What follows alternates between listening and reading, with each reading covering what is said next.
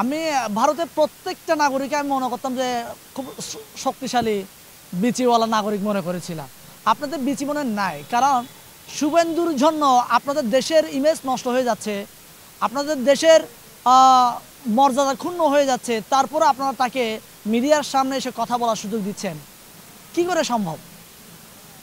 আপনারা আমাদের দেশের হাই কমিশনের আক্রমণ করেছেন, আপনারা আমাদের দেশের পতাকা পুড়িয়েছেন, আর আপনি বলছেন আপনার দেশের পতাকা আমরা যারা আমাদের বিভিন্ন শিক্ষা প্রতিষ্ঠানের সামনে যারা যারা পতাকা এঁকে আপনাদের দেশের পতাকা ভারতের পতাকা মারিয়েছে, আপনার রাজাকের নামে আখ্যায়িত করে আপনাদের কাছে আত্মসমর্পণ করাবেন। এটা কি সেই পাকিস্তান পেয়েছেন আপনি? এটা পাকিস্তান নেই, আর আমরা এখন বাংলাদেশের, আমরা বাংলাদেশের নাগরিক। আপনি যদি পাকিস্তানে থাকতেন কিংবা আপনার ওই হাসিনা যদি থাকতো, তাহলে আপনার মনের মতো করে আমাদেরকে পরিচালনা করতে পারতেন। আমরা এমন এক জেনারেশনে আছি, জেড জেনারেশন শুনেছেন?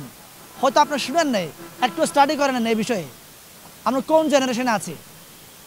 আপনাকে উল্টো করে ঝোলাবো বলছি তো। আপনি দেশে আসেন, আপনার যদি ভিসা লাগে, বাংলাদেশ গভর্নমেন্ট যদি ভিসা না দেয় আপনাকে, ভিসা দেওয়ার জন্য যা যা করা লাগে আমরাই করে দিব। আপনি আসেন, আপনাকে একটু ঝুলাতে চাই আমরা, আপনার বিচি আছে কিনা একটু অপারেশন করে দেখতে চাই আমরা। ওই পাকিস্তানের হানাদার বাহিনী আমাদের বাংলাদেশের হিন্দু ভাইদেরকে দেখেছিল না যে আপনি সুন্নত করেছেন কিনা? আপনাকে একটু দেখতে চাই আমরা, আপনি কেমন লোক। আমাদের বাংলাদেশকে নিয়ে প্রপাগান্ডা ছড়ানো বন্ধ করেন। এই জন্য আমি বারবার বলছি, আপনার ভারতের নাগরিকরা ভাই, আপনারা সাবধান হন, তাকে গণধোলাই দেন।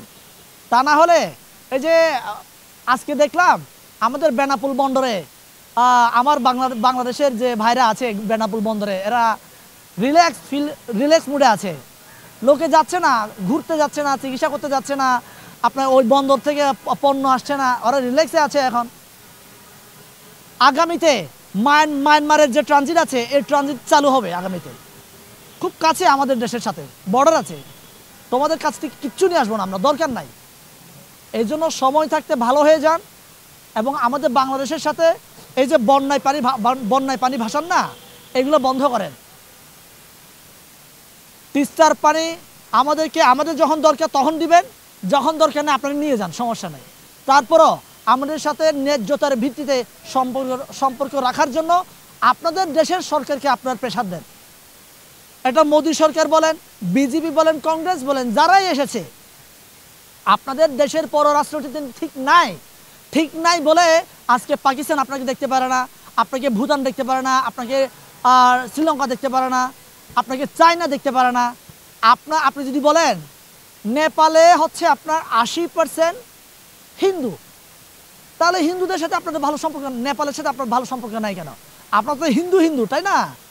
আমরা না হয় মুসলমান কিংবা অন্যান্য সংখ্যা মিক্স হয়ে আছি বাংলাদেশের। এই জন্য আপনারা বলছেন বাংলাদেশের সংখ্যালঘুরা নির্যাতন নিপীড়ন হচ্ছে, প্রপাগান্ডা ছড়াচ্ছেন, কিন্তু